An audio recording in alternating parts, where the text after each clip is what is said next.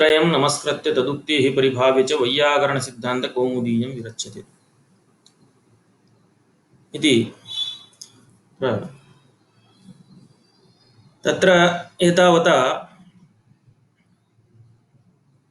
किं सम्पन्नम् अणुदित्सवर्णस्य च प्रत्ययः इति यः अंशः आसीत् तद्विषये अस्माभिः एतावता अधीतं। संज्ञाप्रकरणे अस्मिन् प्रत्याहाराः अनन्तरं सवर्णग्राहकत्वविषये इदानीं तत्र चर्चा आरब्धा। कुतः इयं चर्चा आरब्धा इत्युक्ते माहेश्वराणि सूत्राणि अणादिसंज्ञार्थानि इत्यारभ्य प्रत्याहार विषये चर्चा जाता। तत्र प्रत्याहार विषये उक्त्वा अण् अक् इत्यादि अण् अच् इत्यादि संज्ञा सिद्धौ तर्हि तत्र संज्ञां साधयित्वा प्रत्याहार संज्ञां प्रतिपाद्य तत्र सवर्णानां ग्राहकत्वम् उच्यते। कथयिष्यामि, प्रकल्प्य च अपवादविषयम् इति कथयिष्यामि। किमित्युक्ते इदानीं तत्र सवर्णसंज्ञाप्रकरणं प्रचलति। नाम तुल्यास्य प्रयत्नं सवर्णम् इति सूत्रेण सवर्णसंज्ञा उक्ता। सवर्णसंज्ञायां सूचितायां सिद्धायां सवर्णसंज्ञायां तत्र पुनः किमित्युक्ते नाज्झलौ इति सूत्रेण अचां फलाञ्च परस्परं केषाञ्चित् येषां तावत् स्थानानि अनन्तरं प्रयत्नाश्च समानाः भवति इति समानस्थानप्रयत्नकानां सवर्णसंज्ञायां प्राप्तायां स निषेधः उक्तः। तस्मिन् प्रसंगे ऋलवर्णयोः इति वार्तिकम् आरब्धं। तत्र स्थानं समानं नास्ति इति हेतोः प्रयत्नसाम्येऽपि तत्र सवर्णसंज्ञा न प्राप्नोति। ततः परं सवर्णग्राहकत्वं कथं भवति, सवर्णानां ग्रहणं कथं भवति इति नाज्झलौ इति सूत्रप्रसंगे आगतम्। कुतः, यदि नाज्झलौ इति सूत्रं नारभ्यते चेत् दधि इत्यस्य हरति शीतलं षष्ठं सान्द्रम् इत्येतेषु परेषु यणादिकं वार्यते इत्युक्तं निषेधेन। यदि निषेधः न स्यात् तर्हि अवश्यं प्रवर्तेत। निषेधे सति एतत् सर्वं न भवति, एतादृशक्लेशः न भवति इति। तर्हि हकारादिभिः अच्त्वेन ग्रहणं कथं स्यात्, हकारादीनामपि अच्त्वेन ग्रहणं कथं स्यात् इति प्रसंगे ग्रहणकशास्त्रबलात् तद्भवति इत्युक्तम्।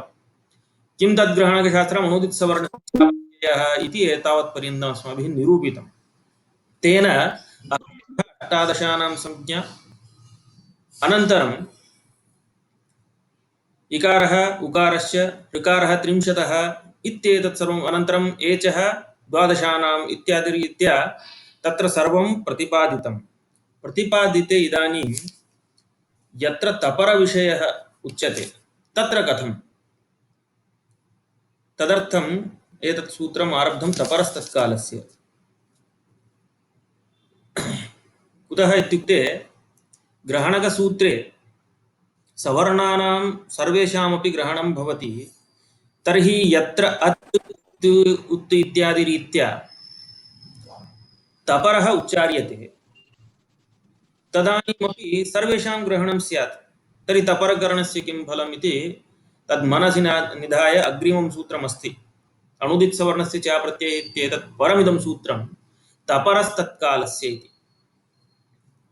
इदानीं तत्र कस्यचित् प्रश्नः वर्तते छात्रस्य, तस्य समाधानं संक्षेपेण कथयामि। प्रकल्प्य च अपवादविषयं ततः उत्सर्गो अभिनिविशते इति।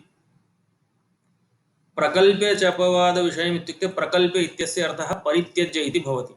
अपवादविषयं त्यक्त्वा उत्सर्गः प्रवर्तते इत्युक्ते बुद्ध्यारूढः, अभिनिविशते नाम बुद्ध्यारूढः भवति। नाम उत्सर्गतः यत् कार्यं कर्तव्यं तत्र सर्वत्र प्राप्ते पूर्वमेव अपवादविषयं परित्यज्यैव उत्सर्गसूत्रेण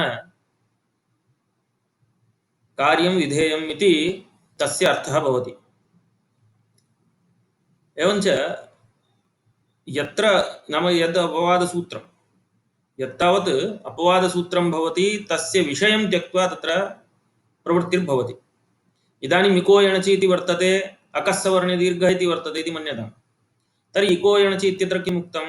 इकः स्थाने यण् स्यात् अचि संहितायां, तत्र असवर्णे अचि इति नोक्तम्। अकस्सवर्णे दीर्घः इत्यत्र किम् उक्तम्? सवर्णे अचि परे अकः दीर्घः भवति इत्युक्तम्। तर्हि इदानीं पश्यन्तु, सवर्णे असवर्णे इति तत्र नोक्तं चेदपि सवर्णे अचि इदं प्रवर्तते इति हेतोः तत्र असवर्णे अचि तत् प्रवर्तते इति वक्तव्यम्। तर्हि एतस्य विषयं त्यक्त्वा अन्यत्र तत् प्रवर्तते, नाम यत्र इकारः वर्तते तर्हि पूर्वमपि इकारः अनन्तरमपि इकारः, यथा अमि ईशा तत्र तु उत्सर्गो नाम सामान्यसूत्रं, जनरल रूल, यत् सर्वत्र प्रवर्तते, यस्य प्राप्तिः सर्वत्र भवति तद् उत्सर्गः इति सामान्यतया यस्य प्रवृत्तिर्भवति। अपवादः इत्युक्ते विशेषस्थलेषु एव तस्य प्रवृत्तिर्भवति इति आङ्ग्लभाषायां भवद्भिः जनरल रूल्स् अनन्तरम् एक्सेप्शनल रूल्स् इति उच्यते किल, स एव अर्थः अत्र एक्सेप्शनल इत्युक्ते अपवादः इति। लौकिकम् उदाहरणमपि मया दत्तमासीत्। कक्षायां 10 छात्राः सन्ति, सर्वेभ्यः समानतया कार्यं दातव्यम् इति प्रथमतः प्राप्तम्, उत्सर्गतः प्राप्तं सामान्यतया। 10 छात्राणां कृते किमपि कार्यमेकं निर्देष्टव्यम्। अनन्तरं तत्र द्वयोः किञ्चित् वैलक्षण्यम् अस्ति, तादृशं कार्यं तैः पूर्वं सम्पादितम् इति हेतोः तयोः तत्र व्यर्थमेव भवति इति तयोः व्यावृत्तिः क्रियते। द्वाभ्यां भवद्भ्याम् इदं कार्यं न कर्तव्यं, तर्हि अवशिष्टाः के भवन्ति इत्युक्ते 8 छात्राः अवशिष्टाः भवन्ति, तेषां कृते एव तस्य कार्यस्य प्रवृत्तिर्भवति इति।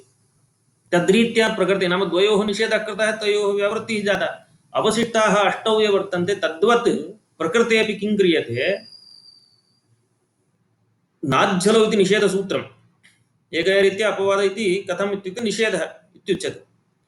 तत्रापि किमर्थम् इदं सूत्रम् आरब्धम्? अकारस्य हकारेण, इकारस्य शकारेण, ऋकारस्य शकारेण, अनन्तरं दुकारस्य सकारेण च सवर्णसंज्ञा प्राप्ता, तस्मादिदम् आरब्धम्। तर्हि केन सूत्रेण प्राप्ता इति तपरस्तत्कालस्य इति सूत्रेण प्राप्ता सवर्णसंज्ञा।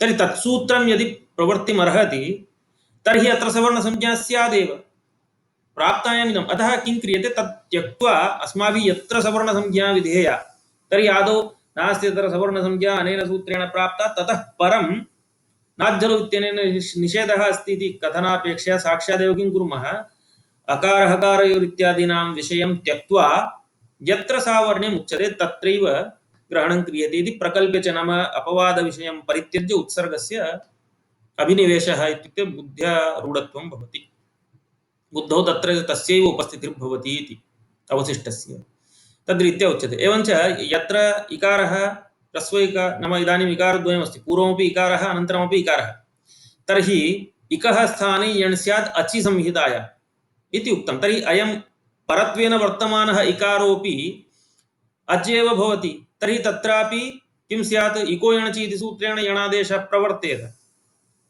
एवम् अनन्तरम् अकस्सवर्णे दीर्घः इति किं कथयति, अकस्सवर्णे अचि परे पूर्वपरयोः दीर्घ एकादेशः भवति।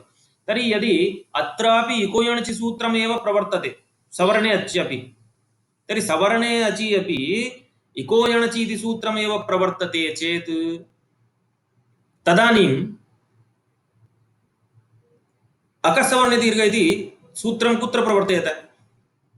एवम् अतः सः एतत् सूत्रं बाधते अपवादत्वात्। तर्हि तद्विषयं त्यक्त्वा प्रकल्प्य च अपवादविषयम् इत्युक्ते अकस्सवर्णे अचि, नाम यत्र यत्र सवर्णः अच् प्राप्यते तद्विषयं परित्यज्य त्यक्त्वा उत्सर्गः इको यणचि इति यद् प्राप्नोति अचि परे इकः स्थाने यणचि इत्युक्ते तत्र परिशेषात् किम् असवर्णे प्रवर्तते इति तत्र अस्माभिः अर्थः स्वीकर्तव्यः। तद्रीत्या तद्बुद्ध्यारूढः भवति इत्युक्ते यत्र अस्माकं कृते असवर्णः अच् प्राप्यते तत्रैव वयम् इको यणचि इति सूत्रं प्रवर्तयामः इति। अवगतम् इदानीम्? एवं तर्हि प्रकृतमनुसरामः पुनः अत्र अणुदित्सवर्णस्य च प्रत्ययः इति सूत्रेण यदा 18 संज्ञा सवर्णानां ग्राहकत्वं भवति इत्युक्तम्, तर्हि अत् इत् उत् इत्यादि स्थलेषु तपरकरणानामपि नाम यत्र तपरकरणं कृतं तत्र तपराणामपि स्वस्वसवर्णग्राहकत्वं प्राप्नोति। नाम अत् इति उच्चारितं तत्रापि अष्टादशानामेव ग्रहणं स्यात्। तर्हि किमर्थं तत्र तपरकरणम् इत्युक्ते सूत्रम् आरब्धं तपरस्तत्कालस्य, तपरः तत्कालस्य इत्युक्तम्। तपरः इत्यत्र द्वेधा समासः वक्तः। नाम तपरः इति आवृत्तिर्भवति, आवर्तते। तः परः यस्मादिति तपरः, तात्परः तपरः इति द्वेधा समासः।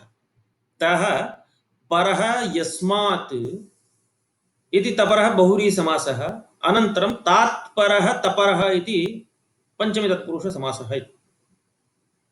तत्र द्वेधा समासः स्वीकृतः तन्त्रेण, तन्त्रेण नाम आवृत्य। उभयोरपि प्रयोजनम् अस्ति। पंचमी समासस्यापि प्रयोजनम् अस्ति, बहुव्रीहि समासस्यापि प्रयोजनम् अस्ति। कुत्र प्रदेशः इति वक्ष्यामि, कुत्र उदाहरणम् इति। एवञ्च तदेव कौमुद्यां किं लिखितं तः परः यस्मात् तात्परश्च उच्चार्यमाणः समकालस्यैव संज्ञा स्यात् इति उक्तम्। तत्कालस्य इति अस्ति खलु, तत् इत्युक्ते तत्कालस्य नाम सः कालः यस्य इति तत्कालः तस्य तत्कालस्य। तर्हि सः कालः इत्युक्ते कीदृशः कालः, अत्रापि तथा वक्तव्यं।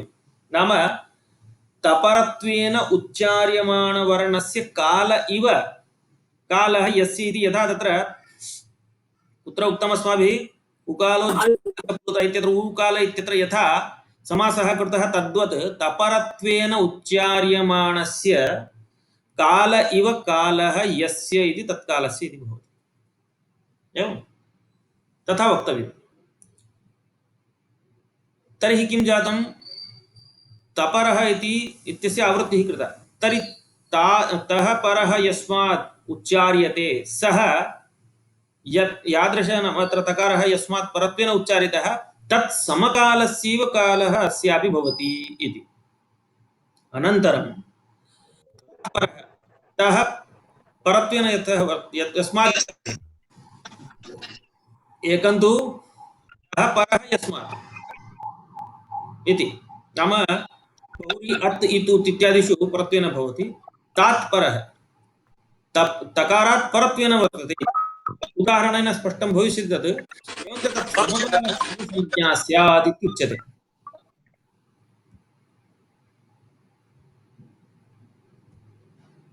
तत्र पश्यन्तु, स्क्रीन् द्वारा प्रदर्शयामि इदानीम्। उदाहरणमपि तत्रैव स्पष्टं भवति। तः परः यस्मात् सः तपरः इति उच्यते, बहुव्रीहि समासः।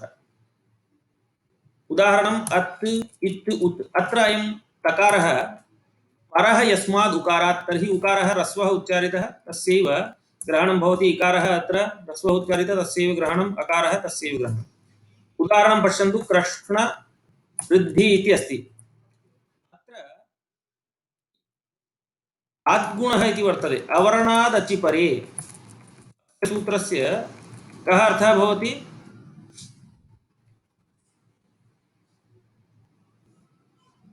आद्गुणः इति अवर्णाद् अचिपरे पूर्वपरयोः गुणरूप एकादेशः भवति।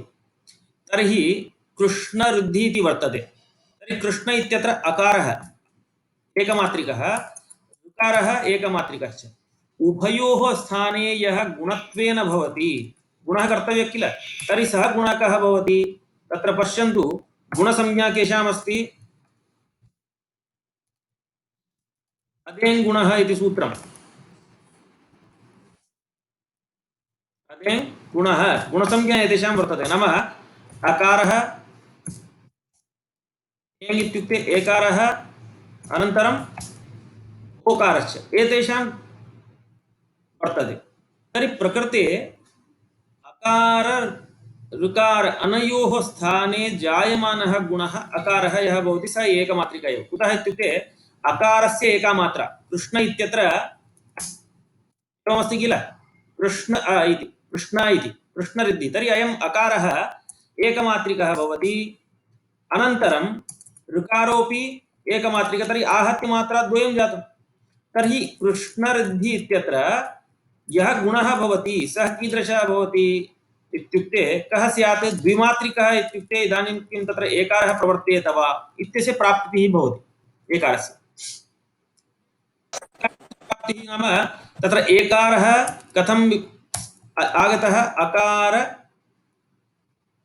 अनन्तरम् इकार इति मिलित्वा भवति एकारः संयुक्ताक्षरः तर्हि अत्र यः गुणः भविष्यति तर्हि अकारस्य कः कंठस्थानं भवति ऋकारस्य तु मूर्धस्थानम् अत्र तादृशः अन्यः कोऽपि नास्ति एकारस्य कंठस्थानम् अत्रापि अस्ति अत्रापि कंठस्थानं कंठोष्ठम् इति अस्ति ओदोतोः कंठ सॉरी तदेव एतयोः कंठधातु ओदोतोः कंठोष्ठम् इति तर्हि कंठस्थानम् अत्र अस्ति चेदपि अस्य कंठस्थानमेव वर्तते ऋकारस्य तु तत्र कुत्रापि साम्यं नास्ति इति हेतोः अकारः यः गुणत्वेन भवति स एकमात्रिका एव भवति परन्तु उरन् रपरः इति सूत्रेण रपरः भवति इति हेतोः र इति अनन्तरं तत्र उः स्थाने जायमानः अण् रपरः एव भवति इति कथनात् रेफः तत्र आगच्छति परन्तु एकमात्रिकः एव गुणः अकारः अयम् एवम्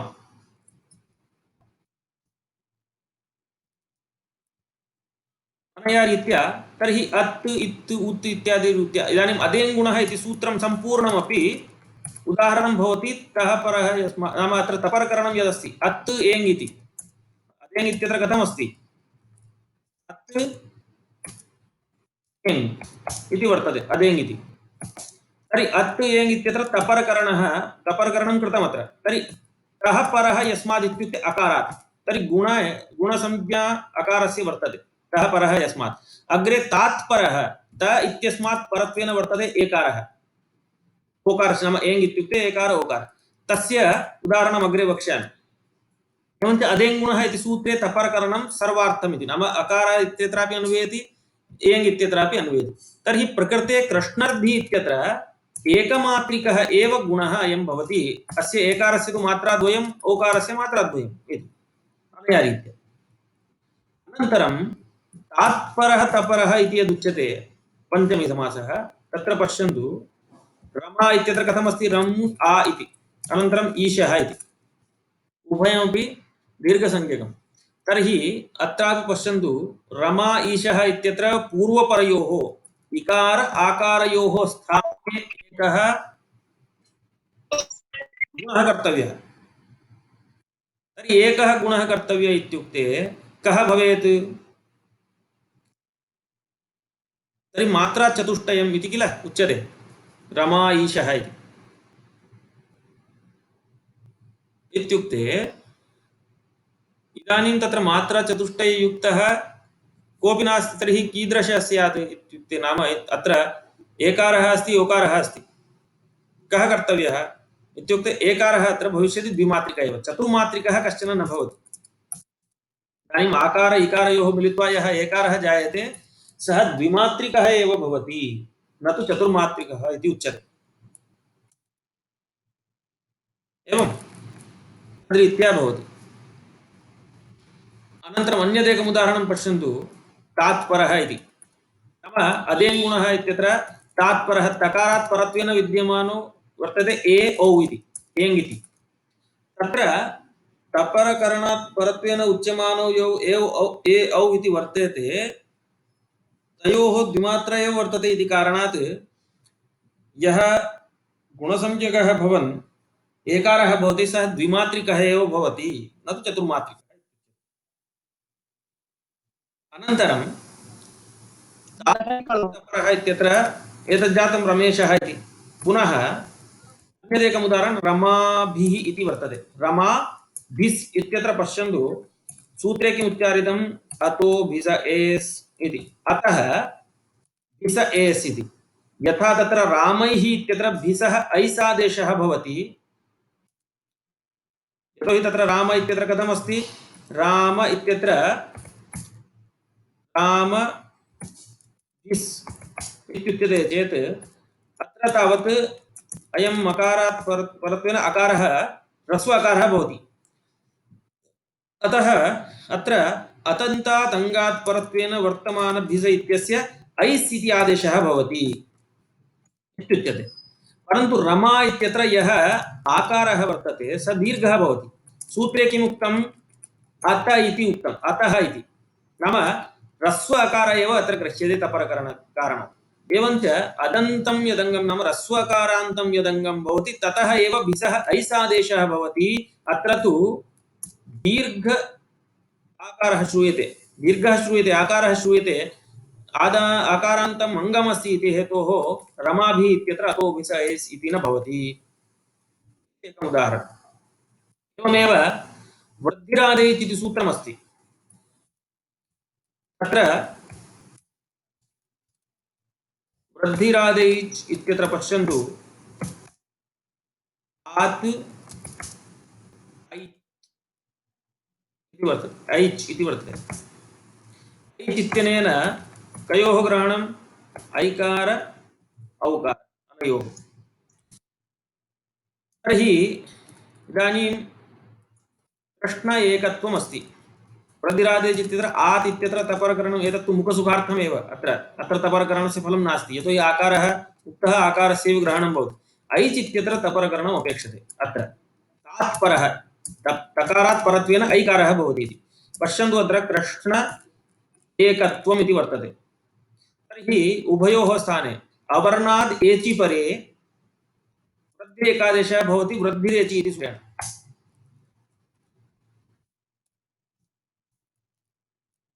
वृद्धिरेचि इति सूत्रेण अत्र वृद्धिः क्रियते ऐकारः इति।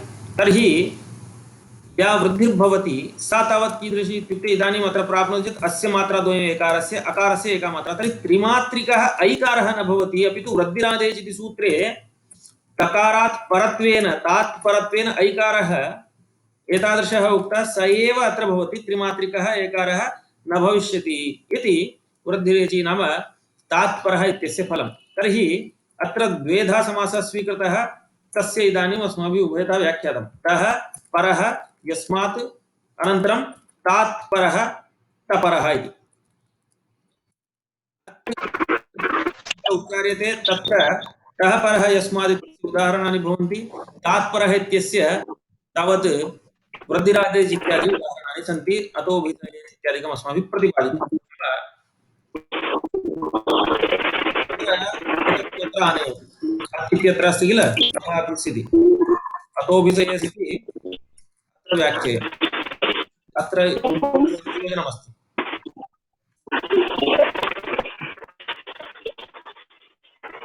एवञ्च एतावत्पर्यन्तम् एतस्य विषये किमर्थं द्वेधा समासः स्वीकृतः इति।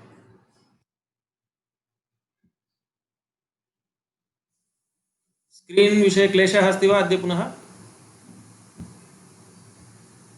स्क्रीन् शेर् कृतं तद् ज्ञातं किल? स्क्रीन् दृष्टं वा न वा? नैव दृष्टं? मया तु एव। तर्हि अद्य पुनः इयमेव समस्या वर्तते। स्क्रीन् शेरिङ्ग् विषये तर्हि मया एतावता केनचित् यदि एवं जायते चेत् भवद्भिः मध्ये सूचनीयं। नाम स्क्रीन् न दृश्यमानमस्ति, मया तु स्क्रीन् दृश्यमानमस्ति, तद्रीत्या तत्र प्रतिपाद्यमानम् आसीत्। एकवारं सूचितम् इत्युक्ते मम तु स्क्रीन् दृश्यमानमासीत् किल, एतत् चेटिङ्ग् न दृष्टं मया, अतः न ज्ञायते तत्र भवद्भिः मेसेज् प्रेष्यते चेत् केनचित् अन्म्यूट् कृत्वा वक्तव्यम्।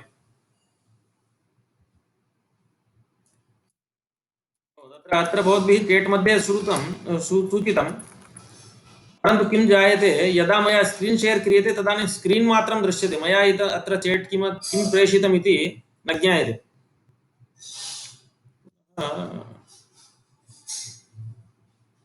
एकं क्षणम्, एकवारं पुनः योजयामि।